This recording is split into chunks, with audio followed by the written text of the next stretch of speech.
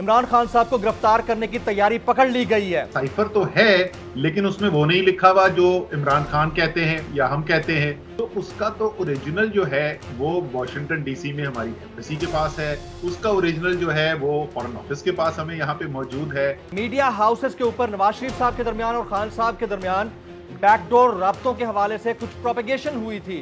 कोई भी ऐसी चीज जो है वो डेफिनेटली मेरे इल्म में नहीं है और मेरे ख्याल में ऐसी कोई चीज हुई है। ये तो पाकिस्तान की तारीख में कभी हुआ ही नहीं कि इतना बड़ा शदीद बुरान हो और हुकूमत कहे कि जी डंडे के जोर पे मैंने हर काम करनी है। मियां नवाज शरीफ साहब को जाने दिया जाए। असद साहब, आपको अपनी राय पर रिग्रेट है या नहीं है? मैं कहूंगा नहीं। इंसाफ पसंद इंसान है, वो कोई लोगों से बदला लेने वाले, जाती अनाद रखने वाले शख्स नहीं है।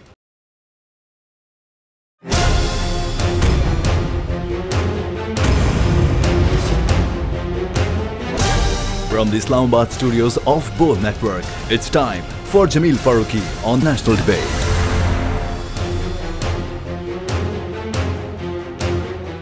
Good evening, welcome to national debate. मुमकिना लॉन्ग मार्च की वजह से हुकूमती हलकों में खौफ है, जिसकी वजह से इस्लामाबाद को उसूली तौर पर कंटेनर सिटी में बदलने का फैसला किया गया है। शहर भर के अंदर जगह जगह के ऊपर मुख्तलिफ इलाकों से कंटेनर्स मंगवा लिए गए हैं और तवक्कुआत ये है कि आने वाले 2-3 रोज के अंदर दाखिली और खारजी रास्तों को सील कर दिया जाएगा। खान साहब की गिरफ्तारी के कितने चांसेस हैं, ये बहुत बड़ा क्वेश्चन होगा और इस गिरफ्तारी के लिए किस मामले को मुद्दा बनाया जाएगा। इस वक्त जो सबसे इंपॉर्टेंट चीज है वो है साइफर का मिस होना या मिसिंग साइफर को मुद्दा बनाकर इमरान खान साहब की मुमकिना गिरफ्तारी हो सकती है। साइफर का मामला है क्या कोई साइफर मिस हुआ, नहीं हुआ? आज की नेशनल डिबेट में इसी पर बातचीत होगी। Agenda on the national debate पर बात करने से पहले हम बात करेंगे ट्रेंडिंग टुनाइट की। ट्रेंडिंग टुनाइट आज का हमारा हैशटैग है #the final call. #The final call. मुझे जमील फारूकी कहते हैं। आप मेरा प्रोग्राम नेशनल डिबेट बोल न्यूज पर मुलाजा करते हैं। ऑन द डिबेट टुनाइट आज के हमारे मुअज़्ज़ज़ मेहमान हैं साबिक वफाकी वजीर, पाकिस्तान तहरीक इंसाफ के सीनियर रहनुमा, सेक्रेटरी जनरल पाकिस्तान तहरीक इंसाफ जनाब असद उमर साहब। मैं सेक्रेटरी जनरल पाकिस्तान तहरीक इंसाफ और साबिक वफाकी वजीर जनाब असद उमर साहब को इस 1-on-1 नेशनल डिबेट में खुशामदीद कहता हूँ। असद उमर साहब, आपने एक्सक्लूसिवली बोल न्यूज़ के लिए पहली दफ़ा वक्त निकाला है इन पर्सन, आपका बहुत बहुत शुक्रिया। सबसे पहला मेरा सवाल साइफर से मुताल्लिक होगा। आप साइफर जिसे मिथ बनाकर पहले मन घड़त कहने की कोशिश की गई, अब इसको मिसिंग बनाकर इमरान खान साहब को गिरफ्तार करने की तैयारी पकड़ ली गई है। ये आप खुद इसमें कंफ्यूज थे, हुकूमत कंफ्यूज है या आपने हुकूमत को कंफ्यूज कर डाला है? असद उमर साहब। यार देखो, जब जिस वक्त आप सच ना बोल रहे हो ना तो फिर यही होता है कि आपकी कहानी बदलती चली जाती है। ये शुरू इससे हुआ था कि साइफर है ही नहीं, ये तो मनगढ़ंत है। फिर उसके बाद इस पे बात आ गई कि साइफर तो है लेकिन उसमें वो नहीं लिखा हुआ जो इमरान खान कहते हैं या हम कहते हैं। फिर वो वहां से ये आ गई कि हाँ लिखा हुआ तो वही है लेकिन इसका मतलब वो नहीं होता है जो इमरान खान कह रहे हैं, और ऐसे तो आते रहते हैं। और अब ये कहानी वहीं वापस पहुंच गई है कि साइफर गायब हो गया।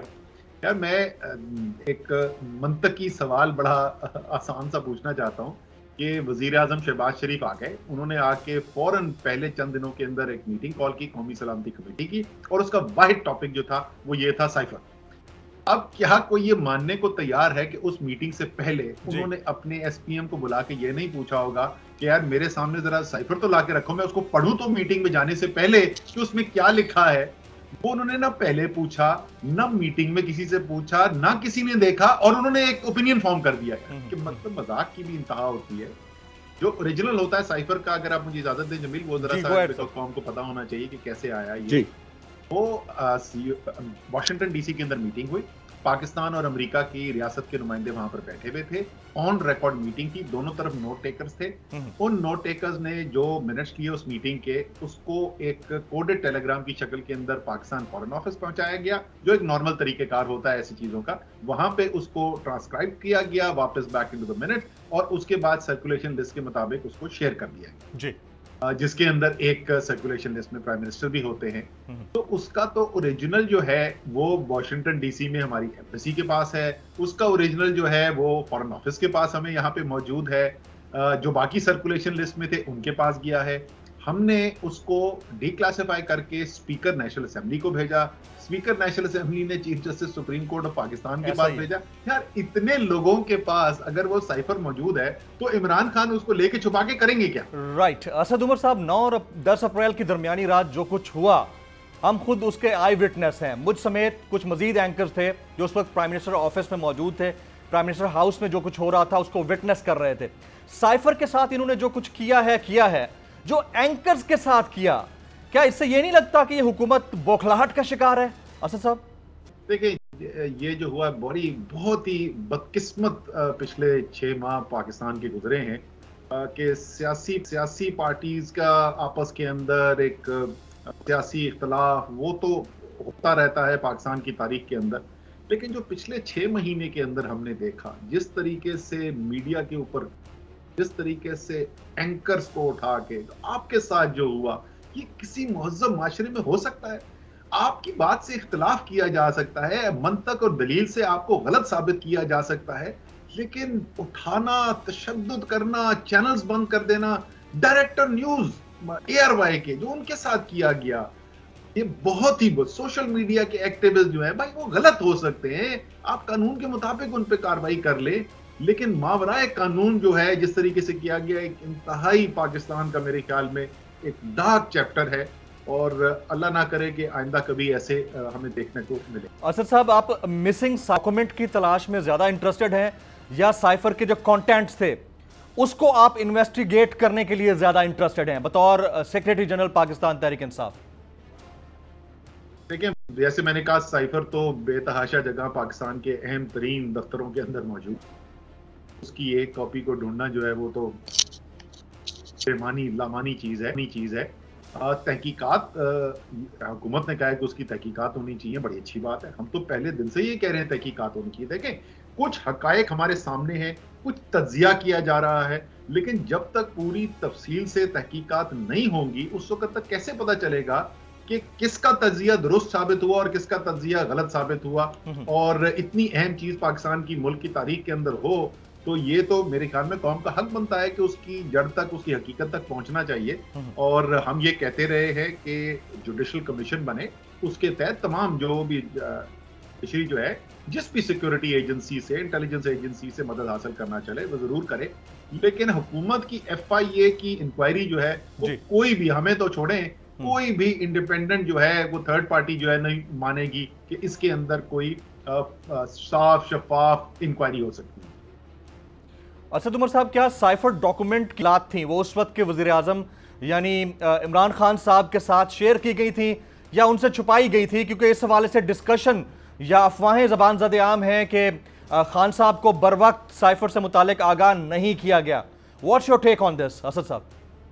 ये इसका जो बिल्कुल शुरू के 1-2 दिन है ना, उसके बारे में मुझे बराह रास्त नॉलेज नहीं है। मैं उतनी बात करता हूँ जितनी मैं बिल्कुल डायरेक्ट कॉन्ट्रीब्यूशन कर सकता हूँ। तो मुझे ये पता ये चला है कि साइफर के आने में और वजीर आजम के पता होने में गैप था। वो कितनी देर का गैप था उसका मुझे नहीं पता, लेकिन कोई गैप था। लेकिन उसके बाद जो है वो जब साइफर पता चला तो उसके बाद आई थिंक जिस दिन प्राइम मिनिस्टर को पता चला था अगले दिन उन्होंने मीटिंग कॉल की जिसमें शाह महमूद कुरैशी थे, मैं था, प्राइम मिनिस्टर थे, आजम खान थे, शायद परवेज खटक थे, मुझे याद नहीं, शायद परवेज खटक भी थे वहां पर।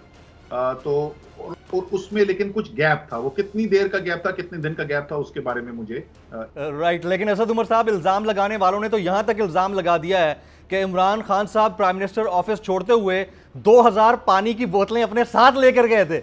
तो इस पे ऊपर आप कैसे कमेंट करेंगे?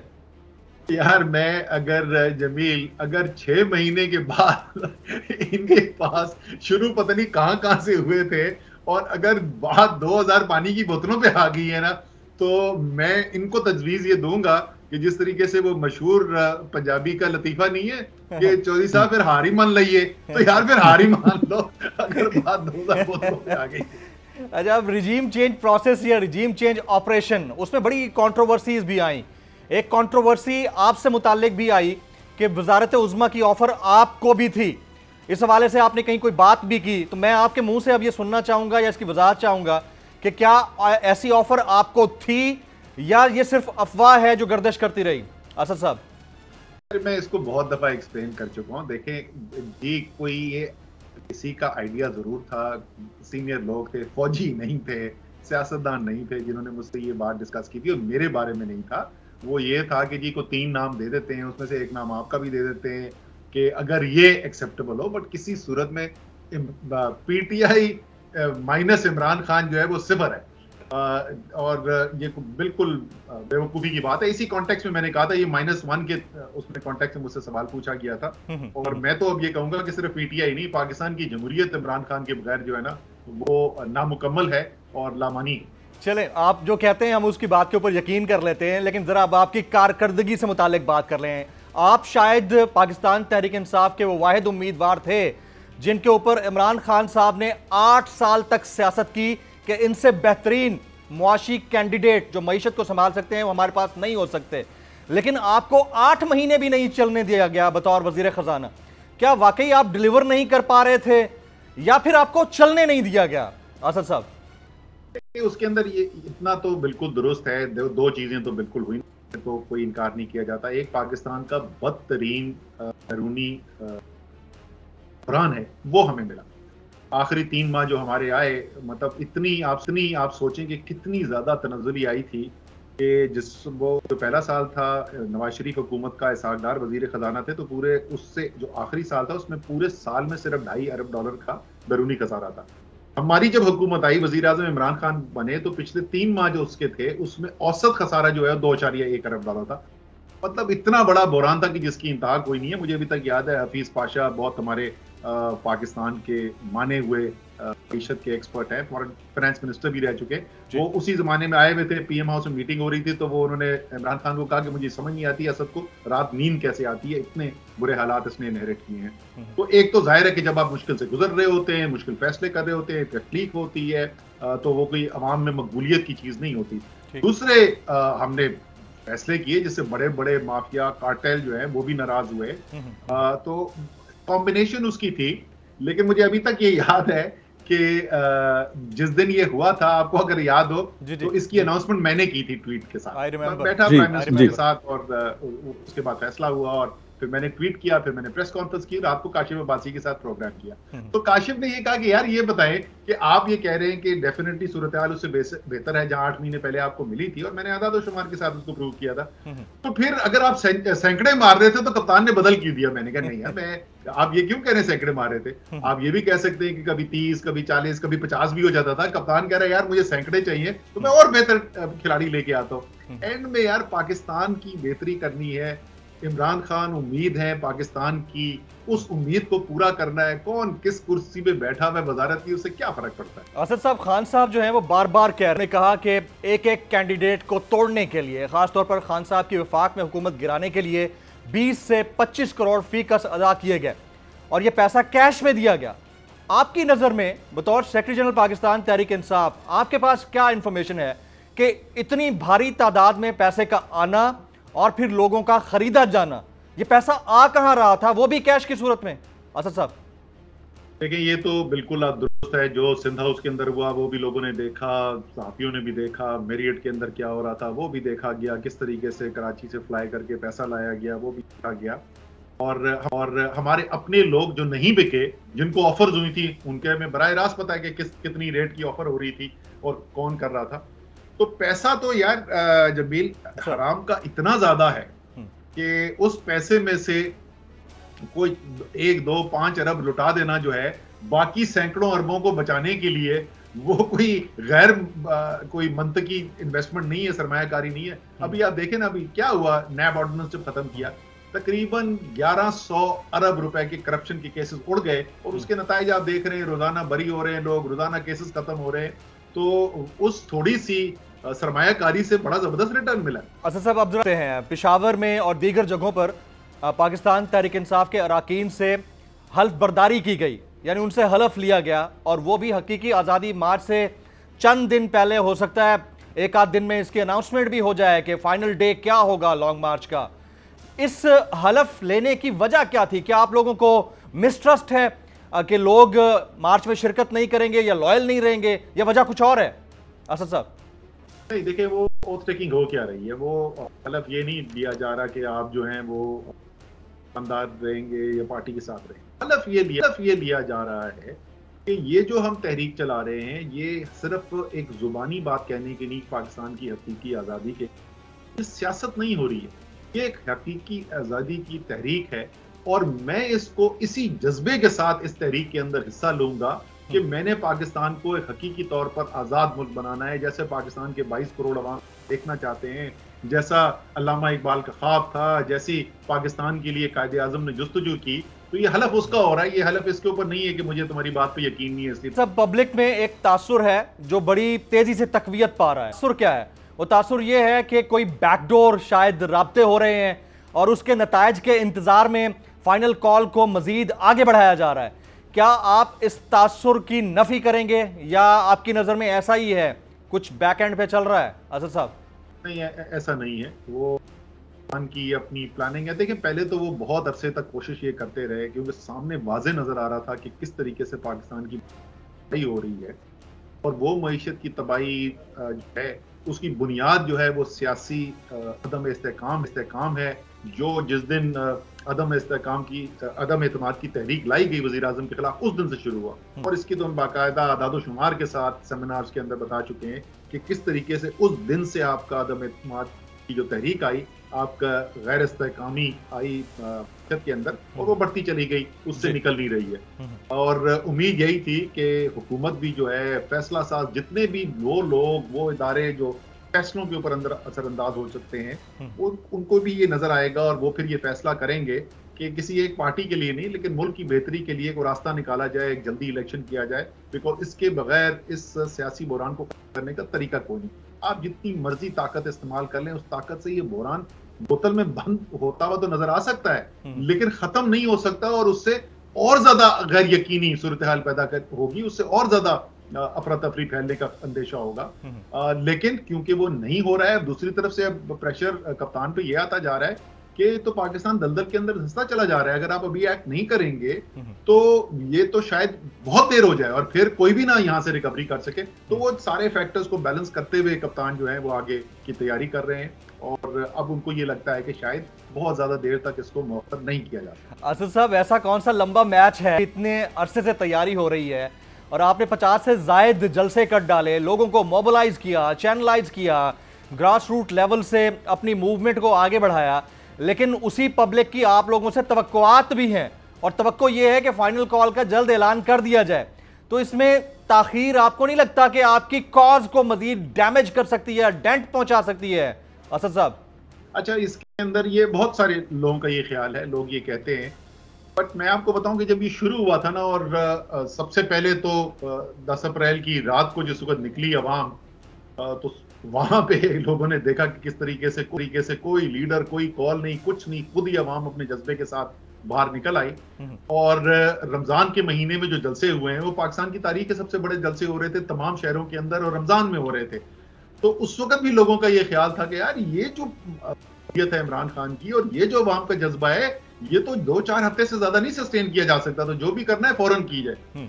तकरीबन 6 माह गुजर चुके हैं और वो जज्बा रुकने का नाम नहीं ले रहा, और आप देख रहे हैं कि आज भी जहां भी वो जा रहे हैं तो ऐसे जलसे हो रहे हैं जो देख के इंसान दंग रह जाता है। छोटे छोटे शहरों के अंदर इतने बड़े बड़े, और कोई मुल्क का हिस्सा नहीं है जहां पे वो जाते हैं तो ये नहीं नजर आता। तो अवाम के अंदर तो जज्बा भी बड़ा है, अवाम के अंदर मकबूलियत भी बड़ी है, इसलिए मेरे ख्याल में ऑप्शंस तो कप्तान के पास हैं। ऐसा नहीं है कि वो कहीं फंस गए हैं और अब उनके पास ऑप्शन नहीं है। अब उन्होंने जजमेंट एक्सरसाइज करनी है कि इधर से इस जो पाकिस्तान की मुश्किल है, इधर से निकालने के लिए किस दिन का फैसला करना है, क्या शक्ल देनी है उसको, ये उन्होंने फैसला करना है। Very right. असद उमर साहब हमारे साथ मौजूद हैं। ख्वातीन, एक ब्रेक का वक्त हुआ जाता है, ब्रेक के बाद जब वापस आएंगे तो हमने असद साहब से ये जानना है कि इनकी पार्टी की इंटरनल मीटिंग्स की खबरें आखिर लीक करता है तो कौन करता है, और तमाम मामलात को आखिर देख रहा है तो कौन देख रहा है। After this break.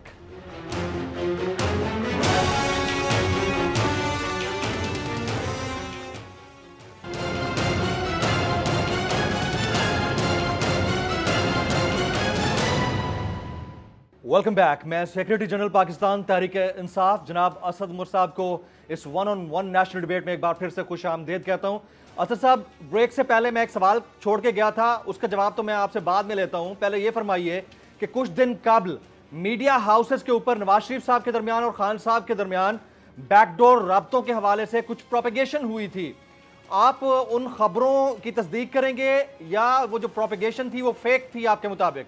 असद साहब नहीं, कोई भी ऐसी चीज जो है वो डेफिनेटली मेरे इल्म में नहीं है और मेरे ख्याल में ऐसी कोई चीज हुई है। हमारे पिछले 6 माह के अंदर कोई वो जिसको बोलते हैं ना गैर रस्मी सी कभी ना कभी किसी हमारे लीडर के साथ किसी नून के लीडर की को कॉल आ जाती है, हाँ जी बात करनी चाहिए, बट कोई संजीदा गुफ्तगू नहीं हुई, कोई अटेम्प्ट नहीं हुआ। इनफैक्ट ये पाकिस्तान की तारीख में पहली दफा हो रहा है कि इतना शदीद बहरान, सियासी बहरान है और हुकूमत वक्त ने कोई कोशिश ही नहीं की कि इसका कोई सियासी हल निकाला जा चुके। ये पाकिस्तान में कभी नहीं हुआ। ये जो पीडीएम की हुकूमत हुई, इमरान खान को कहते हैं कि इमरान खान जो है वो जिद्दी हैं, किसी की बात नहीं सुनते।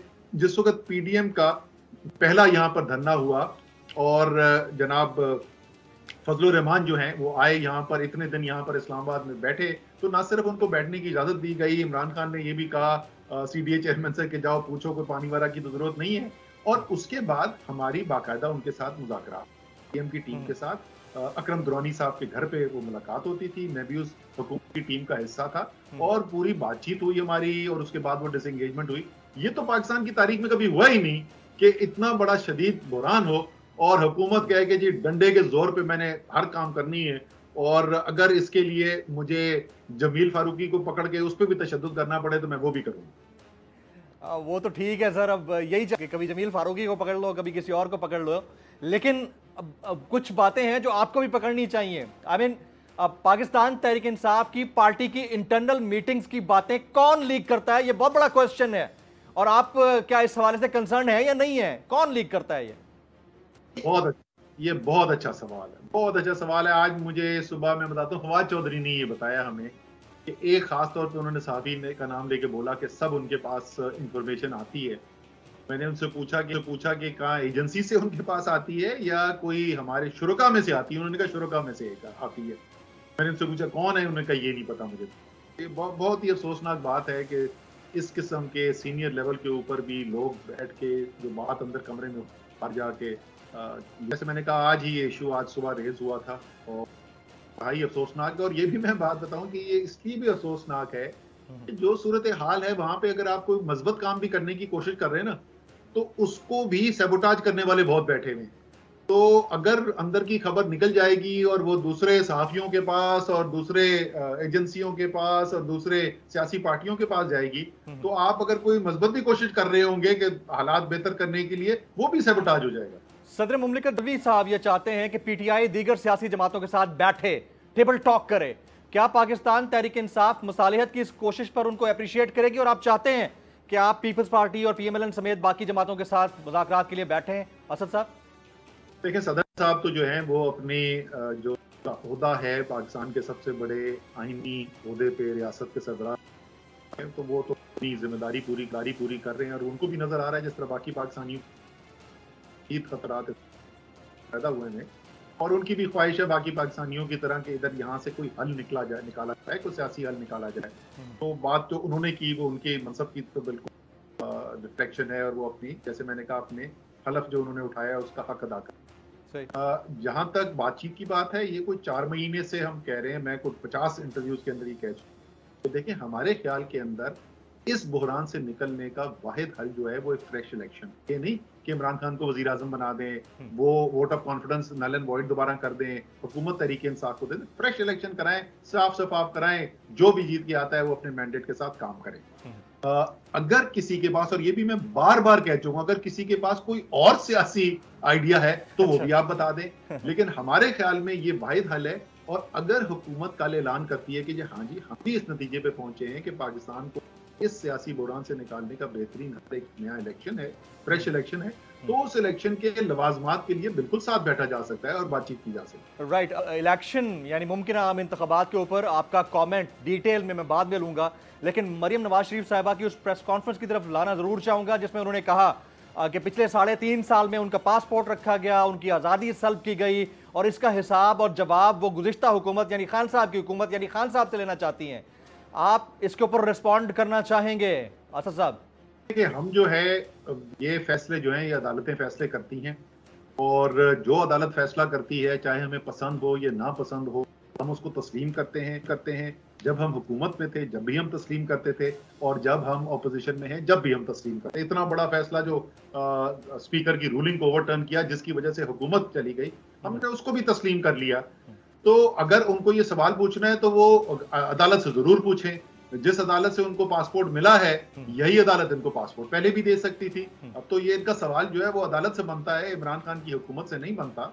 और जाहिर है हमारे ख्याल में जो फैसले हुए हैं, जिस तरीके से सुप्रीम कोर्ट के अंदर पनामा केस के अंदर डॉक्यूमेंटेड स्टडीज जो हुई और उसके मुताबिक ये साबित किया गया कि बेनिफिशियल ओनर जो है लंदन के अपार्टमेंट्स की वो मरियम नवाज हैं, उसके बावजूद जो फैसला आया, हमारे ख्याल में तो वो सुप्रीम कोर्ट के फैसले की नफी है। लेकिन हमने कबूल कर लिया। अगर उसके खिलाफ कोई जाएगी, अभी उसूलन तो नैब को जाना चाहिए अपील के अंदर, क्योंकि नैब की केस के अंदर ये उनके खिलाफ फैसला आया है। लेकिन हम एंड में फैसला अदालत ने करना है। तो उनको अगर कोई एतराज है, अगर उनको लगता है कि ये उनके साथ नाइंसाफी हुई है, तो अदालत से जरूर सवाल पूछेंगे, यही फैसला 3 साल पहले क्यों नहीं दिया था। असद उमर साहब अपनी जगह, लेकिन पाकिस्तान की पॉलिटिक्स के जमीनी हकायक को भी आप नजरअंदाज नहीं कर सकते हैं। मैं इसी तनाजुर में आपका जवाब चाहूंगा कि मियां नवाज शरीफ साहब की बीमारी के दौरान मुल्क से बाहर जाना गो के फैसला अदालत का था, लेकिन पाकिस्तान की पॉलिटिक्स है और पॉलिटिशियंस के फैसले भी बादज़ा मैटर करते हैं। तो क्या उनका मुल्क से बीमारी के दौरान बाहर जाना भी किसी अनारो या डील का नतीजा था या नहीं था? देखिए, इस पे बहुत क़यास-आराई की जाती है, लेकिन इसके अंदर दो चीजें हैं। एक तो हम तकरीबन तमाम जो है इस बात को यकीन रखते हैं कि जो रिपोर्ट्स रखी गई, मेडिकल रिपोर्ट्स रखी गई प्राइम मिनिस्टर के सामने, वो रिपोर्ट जो है वो एक्चुअली मियां नवाज शरीफ की उस वक्त की सेहत की सही अक्कासी नहीं करती थी।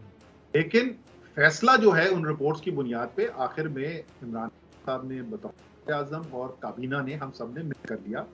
तो इसलिए ये कहना कि किसी और ने वो करवा दिया, तो ऐसा नहीं है। फैसला तो आखिर में हमारे हाथ में था। फैसला आखिर में आपके ही हाथ में था। Absolutely right. फैसला आप कह रहे हैं कि आपके हाथ में था। यहाँ एक ब्रेक का वक्त हो जाता है। ब्रेक के बाद जब वापस आएंगे तो हमने असद उमर साहब से ये भी पूछना है कि क्या आपको अपनी राय के ऊपर जो आपने वफाकी काबीना में उस वक्त दी, उसके ऊपर कोई रिग्रेट है भी या नहीं है? After this break.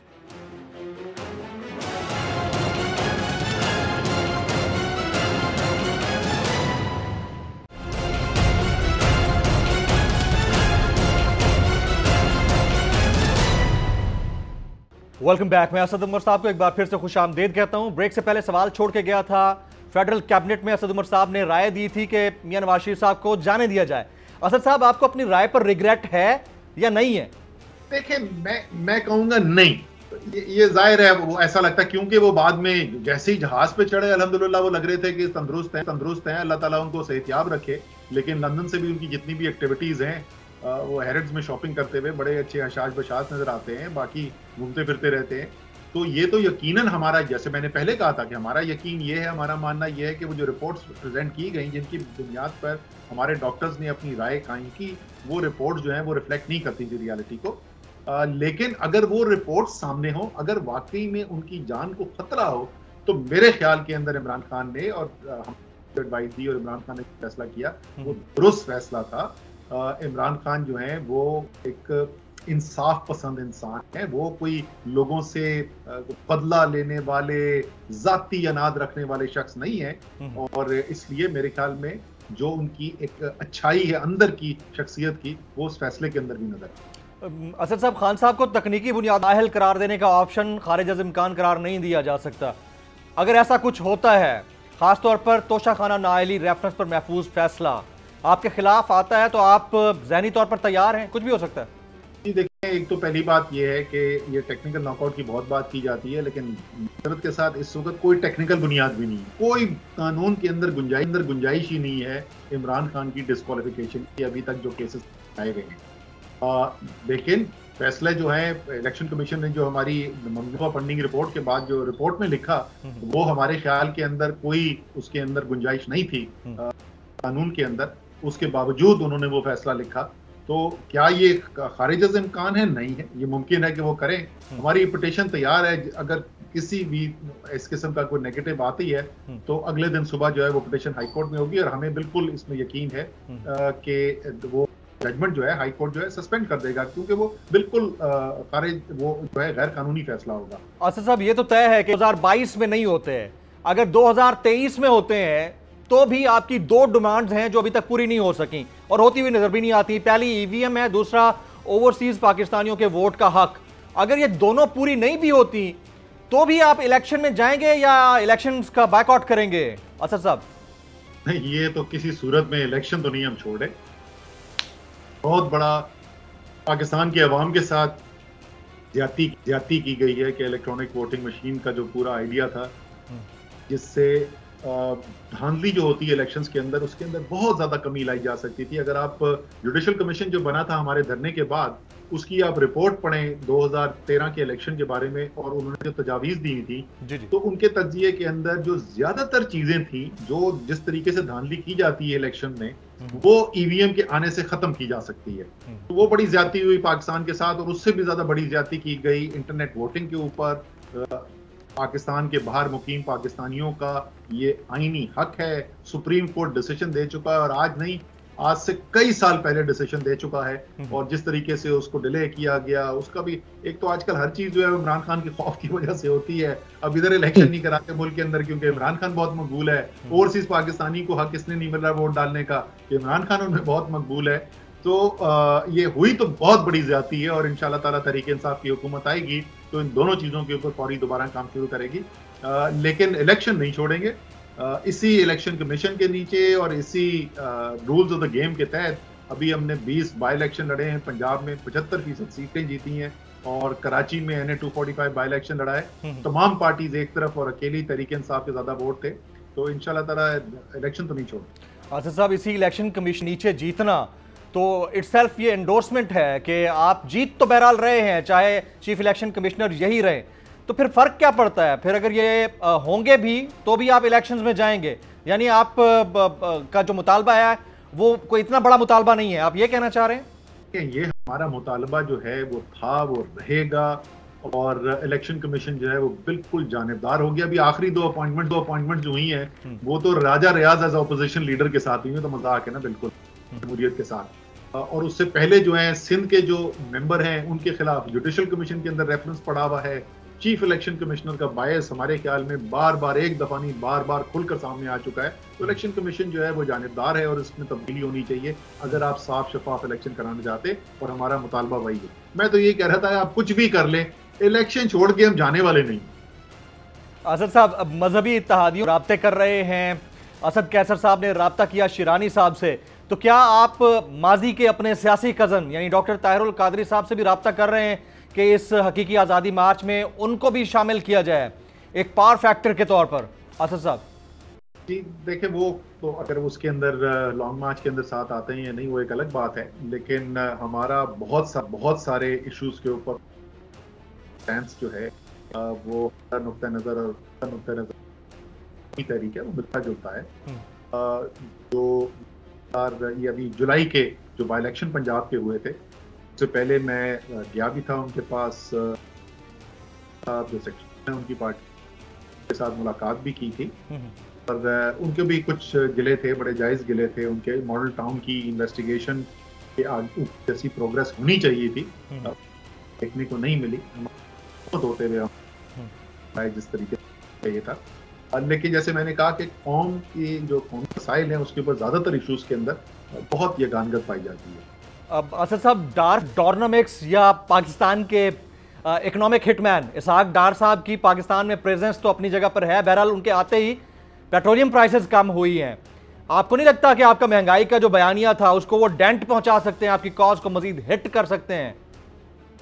अच्छा, एक तो मिफ्ता के साथ बड़ी गेम की है, प्राइस इंक्रीज थी उस वक्त आलमी मंडी में कीमतें नीचे आ चुकी थी, लेकिन उस वक्त उससे उन्होंने बढ़वा दी कीमत, और जब डार साहब आए तो वो कीमत उन्होंने गिरा दी, तो ताकि ऐसे लगे कि वो तो डार साहब ने आके कम कर दी है। ये कीमत आलमी मंडी में उससे पहले कम हो चुकी थी। $110 के ऊपर ऑयल चला गया था, वहां से $86 पे आ गया था अभी जो उन्होंने लास्ट चेंज की है। दूसरी चीज जो जाहिर है पॉइंट आउट करने की है वो ये है कि पेट्रोल की कीमत जो है वो 150 रुपए लीटर थी, और अभी डार साहब की कमी के बाद 225 रुपए लीटर है।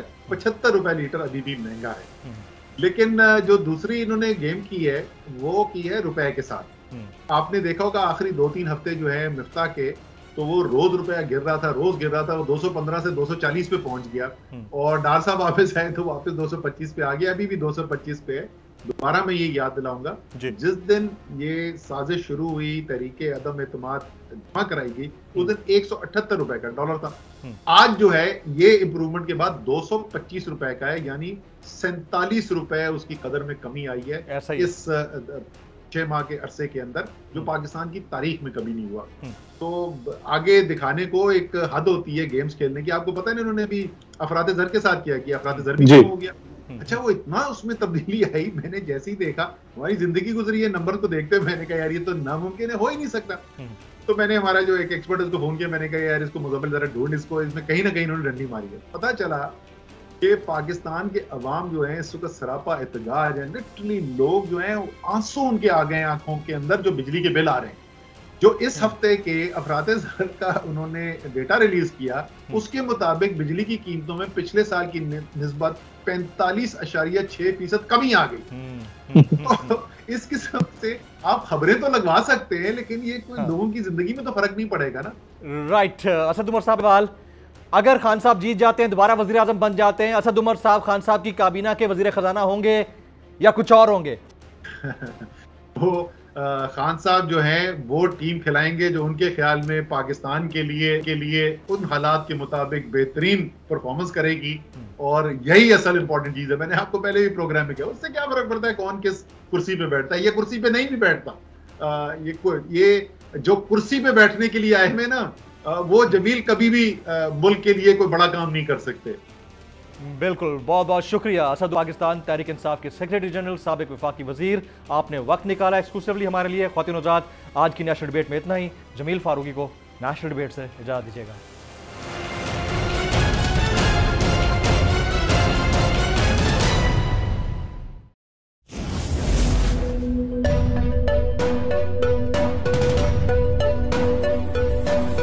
यहाँ सबको सिर्फ 1 मिनट मिलेगा। And your time starts now.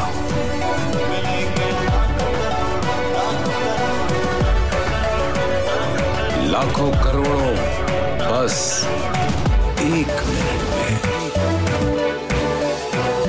जीतो 1 मिनट में, जीतो 1 मिनट में, जीतो 1 मिनट में, जीतो 1 मिनट में।